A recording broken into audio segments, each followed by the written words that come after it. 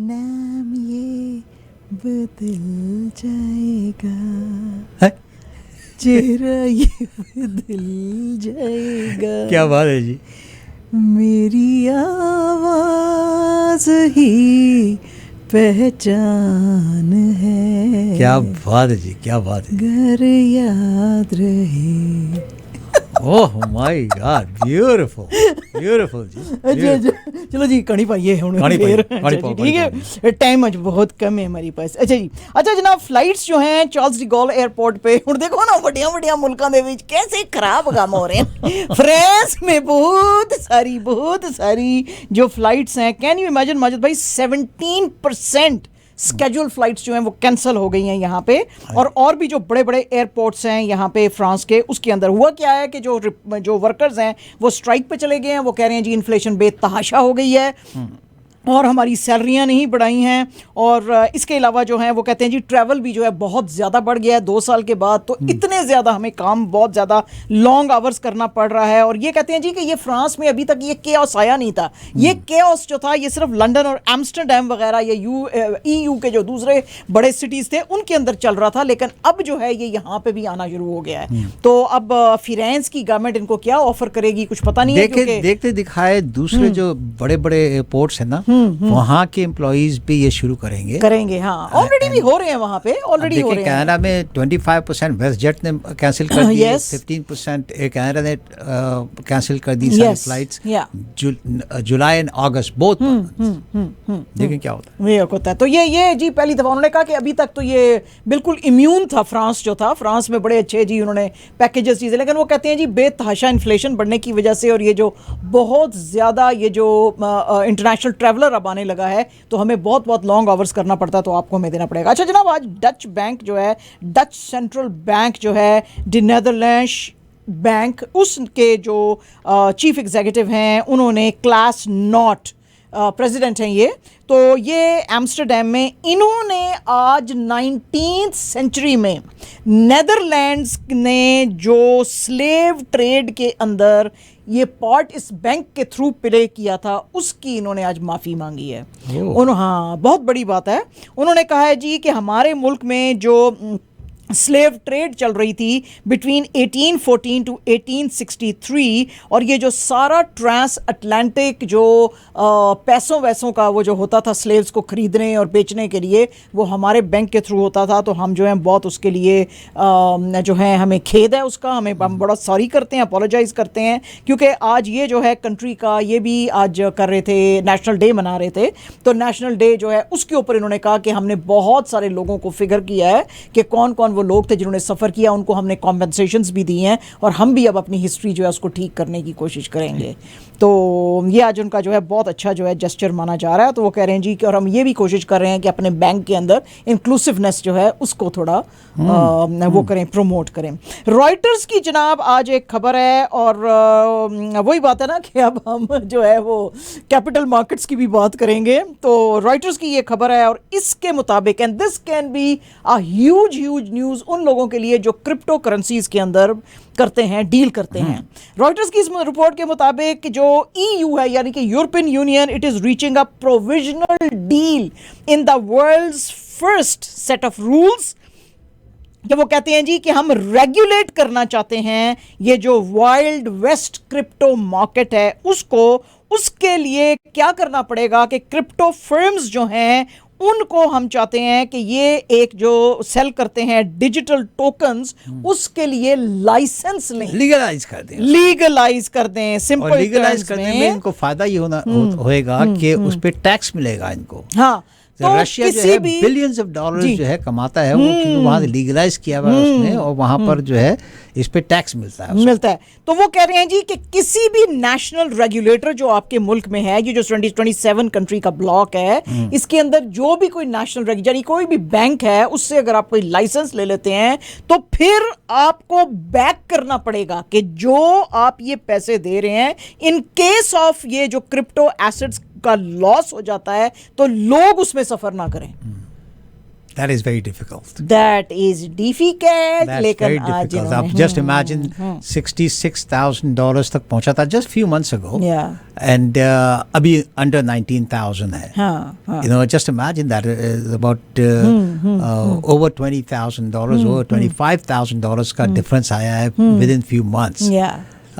तो बहरहाल वो कहते हैं जी किसी बैंक के साथ आप नहीं 45 का बहुत ज्यादा, तो उन्होंने कहा जी कि आप अब इसको किसी बैंक के साथ आप ले लें, लाइसेंस ले लें, ताकि जो लोग हैं उनके जो डिजिटल जो ये एसेट्स हैं उनके अंदर जो है उनको नुकसान ना होए।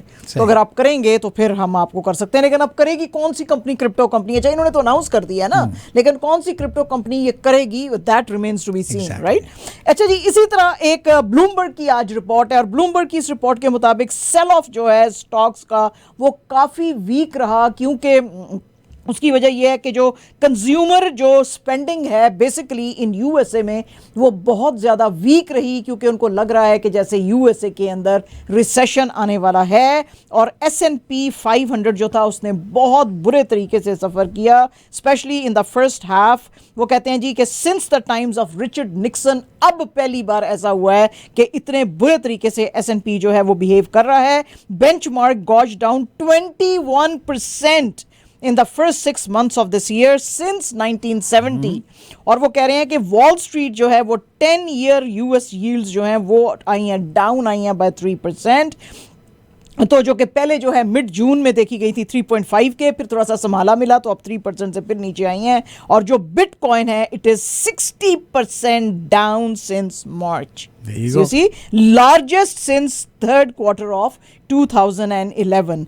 तो यूएस क्योंकि कंज्यूमर स्पेंडिंग जो है बहुत नीचे जाती जा रही है, तो वो कह रहे हैं जी कि हमारे बड़े इसके ऊपर कंसर्न है। अच्छा जनाब, वाशिंगटन पोस्ट की आज एक रिपोर्ट है, जिस तरह के आज ये आपको पता ही है, हमने आपको भी बताया कि कनाडा के अंदर बहुत सारे पार्क्स के अंदर अब कैंसिल कर दिए गए हैं फायरवर्क्स। तो वाशिंगटन पोस्ट की ये रिपोर्ट है और इसके मुताबिक अमेरिका में भी ये मुश्किल हो गई है, और उसकी मेन वजह यह है कि जी फायरवर्क्स नहीं होंगे बहुत सारी जगहों के ऊपर 4th of July के, क्योंकि बहुत सारे जो चेन सप्लाई के मसले थे वो चाइना के थ्रू आते थे। ये सारी शिपमेंट्स चाइना से आती थी, और चूंकि चाइना से अब ये शिपमेंट्स नहीं आ रही हैं तो उसकी वजह से जो ये हमारे अमेरिकन वो कहते हैं जी कि ये रॉकेट्स और रोमन कैंडल्स और कैमरास जो खरीदते थे और ये अब नहीं खरीद पाएंगे और नहीं मना पाएंगे। वो कहते हैं जी कि 2020 में तो बिल्कुल क्वाइटली सारा कुछ हुआ था, 2021 में भी कोई ऐसे फायरवर्क्स नहीं हुए थे क्योंकि पेंडेमिक चल रही थी, लास्ट 2 years में कुछ नहीं हुआ था। तो अब जो हैं वो इन्होंने सोचा कि ये अच्छा, वो कहते हैं जी कुछ इलाकों में जहाँ पे कि ये अवेलेबल अब हैं भी, जो कि लोगों ने बहुत 6 महीने पहले शायद ऑर्डर डाला था, तो अब वो आ गए हैं। तो वो कहते हैं जी कि ये जो एनुअल रेवेन्यूज जो कि ये लोग कमाते थे only on the basis of 1 day 4th of July के ऊपर लोग जो थे $300 million से ऊपर कमाते थे, जो कि अब न्यूज डाइव करके 90 मिलियन बन गया था 2020 में। 2020 में 1 में वो और 60,000 पे आ गया, और अब तो वो कहते हैं जी कि शायद 20 मिलियन भी बन जाए तो बड़ी बात है। तो ये इतना हाँ जी 300 मिलियन से, तो वो कहते हैं जी कि इतना नुकसान है उस वेंडर को। वो कहते हैं जी कोई तो ऐसे थे अमेरिका के अंदर वेंडर जो सिर्फ 4th of July की ये जो क्रैकर्स जो थे ना, ये फायर इनको बेच के अपना चलाते थे, पूरे साल का पैसा बना लेते थे। तो अब उनको इतने वो हर्ट हो रहे हैं, इतने हर्ट हुए हैं, ये सारा जो आपने चाइना के साथ ड्रामा शुरू किया हुआ है उसकी वजह से। तो आज काफ़ी ये हार्ड हिटिंग था आर्टिकल इनका कि भाई आपने मतलब अपनी उसके पीछे जो वो छोटा जो वेंडर बैठा हुआ था अमेरिका के अंदर, जिसकी क्या चाइना के साथ ट्रेड थी, वो छोटी चीज़ें कमा के अपनी अच्छी हालत थी उसकी, अपने बिजनेस चला रहा था, वो सब आपने अब रोक दिया है। क्योंकि जाहिर है चाइना क्या कह रहा है उनको, चाइना वो कहते हैं जी, चाइना कह रहा है जी मेरी फैक्ट्री के अंदर जो है वर्कर्स की स्ट्राइक है। अब आप खुद सोचें कि चाइना जैसे मुल्क में कोई हिम्मत कर सकता है स्ट्राइक करने का? कभी कोई स्ट्राइक करने का सोच सकता है? That is a joke. तो वो कहते हैं जी चाइनीज इनको कह रहे हैं ओ जी मेरी फैक्ट्री में अब जो है वो स्ट्राइक है, अब जी लोग बीमार पड़ गए हैं, अब कोरोना के लिए सिटी पूरा शट डाउन कर दिया है। तो वो कहते हैं जी कि वो किसी ना किसी तरह अमेरिका को, मुल्क को तो नहीं लेकिन छोटे वेंडर बहुत ज़्यादा हर्ट हो रहे हैं इस चीज़ की वजह से। अच्छा जनाब, आज adds up to their economy. That adds up, इसीलिए तो रिसेशन लोग कह रहे हैं आएगा अमेरिका में, ये अमेरिका में रिसेशन इसीलिए आएगा। तो अच्छा जनाब, आज एनडीटीवी की ये रिपोर्ट है और ये बहुत बड़ी रिपोर्ट है। और एनडीटीवी के मुताबिक इंडियन सुप्रीम कोर्ट जो है, उनके जस्टिस जो हैं, जस्टिस सूर्यकांत, उन्होंने आज बहुत ज़्यादा खींचा है ये जो थी नूपुर शर्मा। आपको पता ही है नूपुर शर्मा और नवीन जिंदल, ये वो दो लोग थे जिन्होंने एक टीवी के प्रोग्राम में नाउज़बिल्ला prophet Muhammad peace be upon him के खिलाफ बहुत गंदे लफ्ज़ इस्तेमाल किए थे। तो बहुत उस दिन से ना सिर्फ ये कि इंडिया के अंदर बल्कि इंडिया से बाहर भी अरब कंट्रीज़ में और मुस्लिम कंट्रीज़ में बहुत ज़्यादा रिएक्शन आ गया था इसका। और इंडियन गवर्नमेंट को कहा गया था कि भाई ये तुम्हारे मुल्क में क्या चल रहा है। तो आज सुप्रीम कोर्ट ने इनको बहुत ज़्यादा डांटा है, नूपुर शर्मा को। उन्होंने कहा जी बिल्कुल वो जो डिबेट हो रही थी ठीक है, वो जो एंकर भी था वो भी इनको इंसाइट कर रहा था, but that doesn't mean because she is a politician, she is a BJP, जिसको कि अभी सस्पेंड कर दिया, मगर ये तो फिर उन्होंने कहा ये तो पॉलिटिशियन है, को इतनी गंदी बातें नहीं करनी चाहिए थी।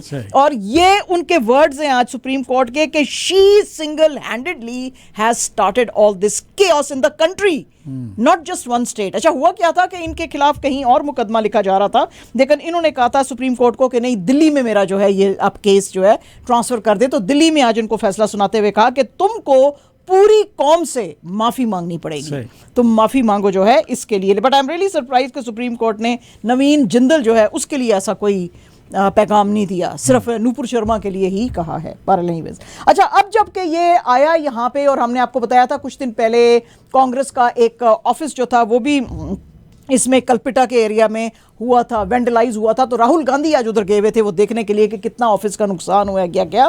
तो उसमें इन्होंने आज राहुल गांधी ने बात करते हुए कहा कि ये जो बीजेपी लेड गवर्नमेंट है ये एक एनवायरमेंट ऑफ एंगर और हेट्रेड क्रिएट कर रही है कंट्री के अंदर, और ये जो है इंडिया के इंटरेस्ट और इंडिया के लोगों के इंटरेस्ट में नहीं है। सुप्रीम कोर्ट की उन्होंने आज तारीफ की। उन्होंने कहा कि बिल्कुल उसने सही कहा है कि ये जो नूपुर शर्मा टाइप के लोग हैं ये मुल्क के अंदर जो है ये बहुत ज़्यादा गलत किस्म की फिजा पैदा कर रहे हैं। लेकिन जिस मुल्क में प्राइम मिनिस्टर और होम मिनिस्टर और बीजेपी और आरएसएस जो है जो इन चीज़ों को वो करते हुए बैकिंग करते हुए, तो वहाँ पे यही कुछ आएगा जो कि बहुत ही एंटी नेशनल एक्ट है और ये कम्प्लीटली रॉन्ग है। और इसीलिए इन चीज़ों की वजह से ये it led to all that tragedy in the country, ये जो मार वगैरह हो रही है।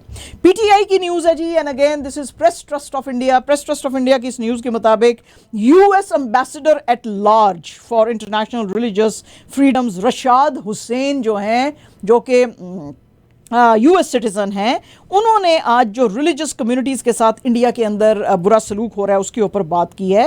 उन्होंने कहा कि यूएस गवर्नमेंट जो है वो डायरेक्टली डील कर रही है इंडिया के साथ इन चैलेंजेस को डील करने के लिए। उन्होंने कहा जी कि मैं और मेरे माँ बाप जो हैं हम लोग भी हिंदुस्तान से आए थे 1969 में, तो हमारा भी, हम बेशक अमेरिका अब हमारा कंट्री है, this country has given us everything but we still love India.